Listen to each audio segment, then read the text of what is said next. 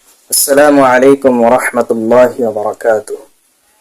প্রিয় দর্শক, পরিবারের কঠিন বাস্তব, ইসলামের চোখে বাস্তব সমাধান এই সিরিজের প্রথম পর্বে আপনাদের স্বাগতম। আজকের টপিকে আমি আলোচনা করব বাবা মার অধিকার ও সন্তানের সীমাবদ্ধ দায়িত্ব। আমাদের সমাজে সবচেয়ে বড় ভুল ধারণা হলো, যেহেতু বাবা মা সন্তানকে জন্ম দিয়েছেন, তাই তাদের সব দাবি মানতে হবে। সন্তান তার নিজের জীবন, পরিবার, এমনকি ধর্মীয় দায়িত্ব ছেড়ে দিয়ে শুধু বাবা মার গোলামি করবে। এটা সত্য নয়। সূরা নিসার ৩৬ নম্বর আয়াতে আল্লাহর কালাম স্পষ্ট করে দিয়েছেন, ওয়া'বুদুল্লাহা ওয়ালা তুশরিকু বিহি শাইআ ওয়া বিল ওয়ালিদাইনি ইহসানা। তোমরা আল্লাহর ইবাদত করো, তার সাথে কাউকে শরীক করো না এবং বাবা মার সাথে সুন্দর ব্যবহার করো। এখানে লক্ষ্য করুন, প্রথমে আল্লাহ পাক তার হক, তারপর বাবা মার হক বলেছেন।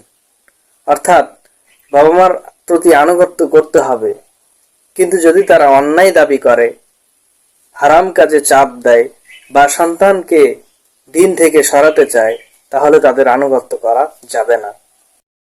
উদাহরণস্বরূপ, কিছু বাবা মা আছে যারা সন্তানের অল্প উপার্জন থেকেও সবটা কেড়ে নিতে চায়, স্ত্রী সন্তানের খরচে হিংসা করে। এগুলো ইসলাম সমর্থন করে না। রাসূলুল্লাহ সাল্লাল্লাহু আলাইহি ওয়াসাল্লাম বলেছেন, লা তাআতা লিমাখলুকিন ফি মা'সিয়াতিল খালিক। আল্লাহর অবাধ্যতায় কারো আনুগত্য করা যাবে না। তাহলে সমাধান কি? বাবা মাকে সম্মান করো, ভদ্রভাবে বুঝাও, তাদের জন্য দোয়া করো, কিন্তু নিজের স্ত্রী সন্তান, জীবনের দায়িত্ব আর আল্লাহর হক এগুলো কখনো ছাড়বে না।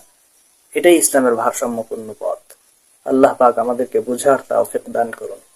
দ্বিতীয় পর্বে আমরা আলোচনা করব সন্তানের দায়িত্ব এবং বাবা মার অন্যায় চাওয়া পাওয়া। আজকের ভিডিও এই পর্যন্ত। আসসালামু আলাইকুম ওয়া রাহমাতুল্লাহি ওয়া বারাকাতুহু।